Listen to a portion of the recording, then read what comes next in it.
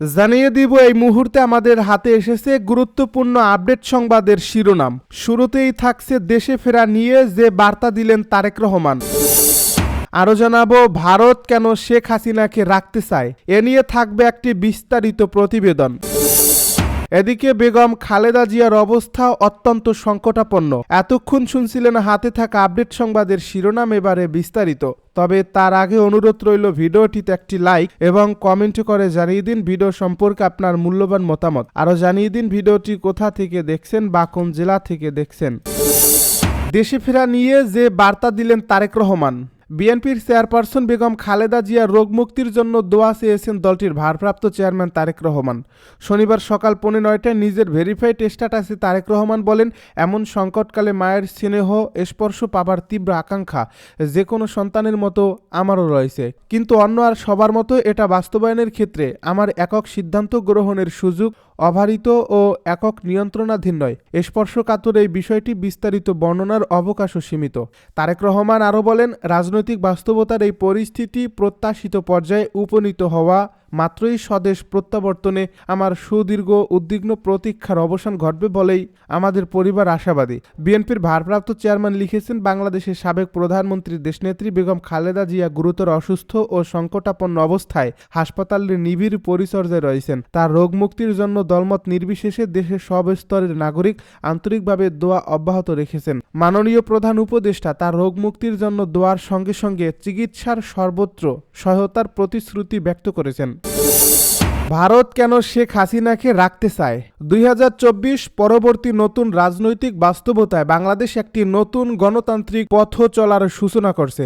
এই পরিবর্তন শুধু বাংলাদেশের অভ্যন্তরীণ রাজনীতিকেই বদলে দেয়নি, এটি ভারত বাংলাদেশ সম্পর্কের গতিপথকেও নতুন প্রশ্নের মুখে দাঁড় করিয়েছে।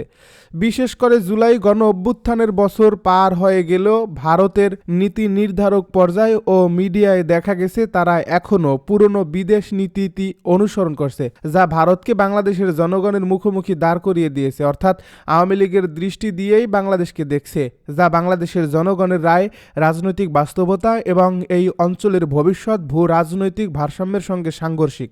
আন্তর্জাতিক ট্রাইব্যুনালে হাসিনার ফাঁসির রায়ের পর বড় প্রশ্ন হলো, বাংলাদেশের অনুরোধের পর কি ভারত হাসিনাকে ফেরত দেবে?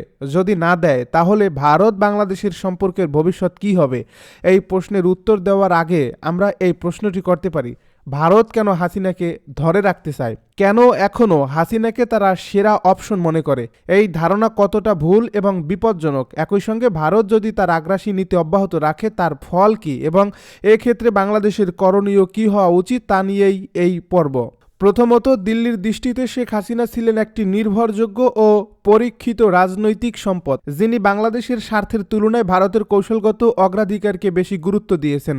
নিরাপত্তা সহযোগিতায় একতরফা ছাড়, নদীবন্দর ট্রানজিট সংক্রান্ত ও গুরুত্বপূর্ণ ইস্যুগুলোয় ভারত কেন্দ্রিক সিদ্ধান্ত এবং দ্বিপক্ষীয় সম্পর্কে অসম ভারসাম্য মেনে নেওয়ার রাজনীতি, এসবের মাধ্যমে তিনি দিল্লির কাছে একজন সহযোগী অনুগত শাসক হিসেবে প্রতিভাত হয়েছেন। নিরাপত্তা বিশ্লেষকদের মতে ভারতের গোয়েন্দা ও নিরাপত্তা কাঠামো বাংলাদেশের বিভিন্ন নীতি নির্ধারণে যে প্রভাব বিস্তার করতে চেয়েছে, তাতে একনায়ক শেখ হাসিনার শাসন ছিল একটি কার্যকর মাধ্যম।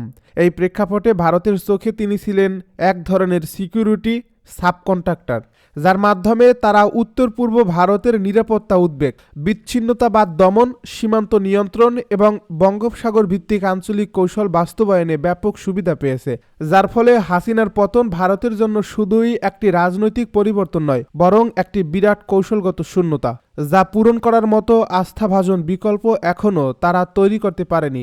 দ্বিতীয়ত, ভারতের কাছে শেখ হাসিনার বিকল্প বাস্তবে খুবই সীমিত। 1975 সালের পর তার দিল্লিতে আশ্রয় ও বেড়ে ওঠা, তার পরিবার ভারতের সঙ্গে দীর্ঘ বসবাস, তার স্বামীর ভারতের সরকারি চাকরি এবং সেখান থেকে রাজনীতিতে পুনরুত্থান, সবকিছু মিলিয়ে তার রাজনৈতিক মনস্তত্ত্ব, কৌশলগত আনুগত্য এবং দিল্লি কেন্দ্রিক নেটওয়ার্ক বাংলাদেশের আর কোনো নেতার মধ্যে এত গভীরভাবে গড়ে ওঠেনি। এই কারণেই ভারতের নীতি নির্ধারকদের কাছে শেখ হাসিনা একজন রাজনৈতিক মিত্রের পাশাপাশি একটি নির্ভরযোগ্য উপাদান, যার মাধ্যমে তারা বাংলাদেশের অভ্যন্তরীণ রাজনীতিতে ভারতীয় স্বার্থের ধারাবাহিকতা রক্ষা করতে পারে। বাংলাদেশের অন্য কোনো রাজনৈতিক নেতার উপর ভারতের এই স্তরের আস্থা, নির্ভরতা ও প্রভাব সংযোগ তৈরি হয়নি। এটাই তাদের দৃষ্টিতে শেখ হাসিনাকে অপরিহার্য করে তুলছিল। অন্যদিকে একমাত্র আওয়ামী লীগ, জাতীয় পার্টি কিংবা বামদের বড় অংশ ছাড়া বাংলাদেশের অন্যান্য বৃহত্তম ও সম্ভাবনাময় রাজনৈতিক শক্তিগুলোর সঙ্গে ভারত কখনোই প্রকৃত অর্থে ভারসাম্যপূর্ণ সম্পর্ক গড়ে তোলেনি, বরং অনেক ক্ষেত্রে তাদের উপেক্ষা বা দূরত্ব বজায় রেখেছে। এর ফলে এখন ভারত একটি কৌশলগত দ্বিধায় পড়ছে, কারণ তারা বুঝতে পারছে নতুন বাস্তবতায় পুরনো মডেল কার্যকর নাও হতে পারে, কিন্তু বিকল্প কোনো প্রস্তুত রাজনৈতিক সমীকরণ তাদের হাতে নেই।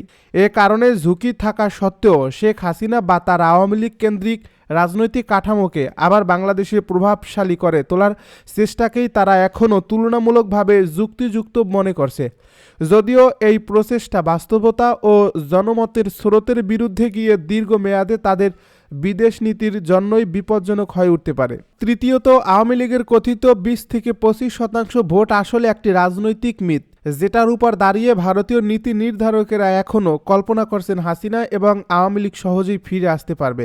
কিন্তু 2001 আর 2025 একই বাস্তবতা নয়। হাসিনা পালানোর পর বাংলাদেশের রাজনৈতিক দৃশ্যপট মৌলিকভাবে পাল্টে গেছে এবং আওয়ামী লীগের শীর্ষ শাসনামলে সংগঠিত গণহত্যা, গুম, খুন, গণগ্রেপ্তার, লুটপাট ও রাষ্ট্রীয় দমননীতির স্মৃতি এখনও জনগণের মনোজগৎকে তাড়া করছে। এছাড়া সাম্প্রতিক সময়ে বিশ্ববিদ্যালয়গুলোর ছাত্র সংসদ নির্বাচনে নিষিদ্ধ ঘোষিত ছাত্র সংগঠন ছাত্রলীগের অনুপস্থিতি সত্ত্বেও ছাত্রদের ব্যাপক উৎসাহ উদ্দীপনা আওয়ামী লীগের প্রয়োজনীয়হীনতা নতুন করে দেখিয়ে দিয়েছে।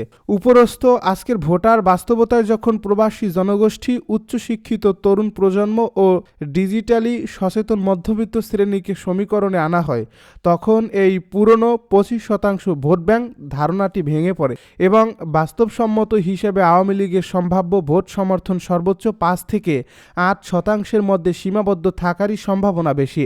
যদিও সাম্প্রতিক কিছু জরিপ হয়েছে, সেখানে 12-15% সমর্থন পাওয়া গেছে, তবে সেগুলোর বেশিরভাগেই প্রবাসী ভোটার বাদ পড়ছে এবং স্যাম্পলিং ও রিপ্রেজেন্টেশন নিয়ে গুরুতর প্রশ্ন থেকে যায়। খালেদা জিয়ার অবস্থা অত্যন্ত সংকটাপন্ন।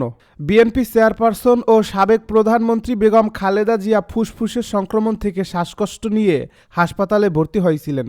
এরপর দেখা দেয় নিউমোনিয়া ও ডায়াবেটিসের পুরনো সমস্যা, যার ফলে পরিস্থিতি এমন, একটি রোগের চিকিৎসা দিতে গেলে আরেকটির উপর বিরূপ প্রভাব পড়ছে। এমন পরিস্থিতিতে বেগম খালেদা জিয়ার শারীরিক অবস্থাকে অত্যন্ত সংকটময় বলে উল্লেখ করেছেন বিএনপির মহাসচিব মির্জা ফখরুল ইসলাম আলমগীর। বিএনপির নেতারা বলছেন, গত 2 দিনে তার অবস্থার কোনো উন্নতি হয়নি। চিকিৎসকেরা তাকে উন্নত চিকিৎসার জন্য সম্ভব হলে দ্রুত সিঙ্গাপুরে নেওয়ার বিষয়ে চিন্তা করছেন। বেগম খালেদা জিয়াকে হাসপাতালে ভর্তি করা হয় গত রবিবার। সেদিন তার অনেক শ্বাসকষ্ট দেখা দিয়েছিল। দ্রুত তাকে এভারকেয়ার হাসপাতালে নেওয়া হয়। তাৎক্ষণিকভাবে নানা পরীক্ষা নিরীক্ষার পর তার চিকিৎসা শুরু হয়। অবস্থার অবনতি হলে 2 দিন আগে তাকে হাসপাতালের কেবিন থেকে করোনারি কেয়ার ইউনিটে স্থানান্তর করা হয়। সেখানে মেডিকেল বোর্ডের দেশি বিদেশি বিশেষজ্ঞ চিকিৎসকের তত্ত্বাবধানে বেগম খালেদা জিয়ার চিকিৎসা চলছে। তার শারীরিক অবস্থার নেতিবাচক খবরে নেতাকর্মীদের মধ্যে উদ্বেগ উৎকণ্ঠা দেখা দিয়েছে। লন্ডনে অবস্থানরত বড় ছেলে বিএনপির ভারপ্রাপ্ত চেয়ারম্যান তারেক রহমান ও পুত্রবধূ ডাক্তার জুবাইদা রহমান সার্বক্ষণিক বেগম খালেদা জিয়ার শারীরিক অবস্থার খোঁজ খবর রাখছেন। জুবাইদা রহমান বেগম খালেদা জিয়ার চিকিৎসায় গঠিত মেডিকেল বোর্ডের একজন সদস্য। ছোট ছেলে আরাফাত রহমান কোকর স্ত্রী শামিলা রহমান শাশুড়ি খালেদা জিয়ার সঙ্গে হাসপাতালে আছেন। বেগম খালেদা জিয়াকে দেখতে গতকাল বিকেলে হাসপাতালে যান বিএনপি নেতা মির্জা ফখরুল ইসলাম ও বিএনপির স্থায়ী কমিটির সদস্য আমির খসরু মাহমুদ চৌধুরী। তারা সিসিইউর ভেতরে যাননি, বাইরে থেকে দেখে এসেছেন। পরে এভারকেয়ার হাসপাতালের সামনে অপেক্ষমান সাংবাদিকদের আমির খসরু বলেন, আমরা দূর থেকে দেখছি ইনফেকশনের ঝুঁকি আছে, তাই সিসিইউতে যাওয়া যায় না। আমরা চিকিৎসকদের সঙ্গে কথা বলছি, ম্যাডামের অবস্থার উন্নতি নেই, মেডিকেল বোর্ড চেষ্টা করছে। সংশ্লিষ্ট সূত্র জানিয়েছে, বেগম খালেদা জিয়ার চিকিৎসায় দেশি বিদেশি বিশেষজ্ঞ চিকিৎসকদের নিয়ে গঠিত মেডিকেল বোর্ড প্রতিদিন বৈঠক করে চিকিৎসা দিচ্ছে।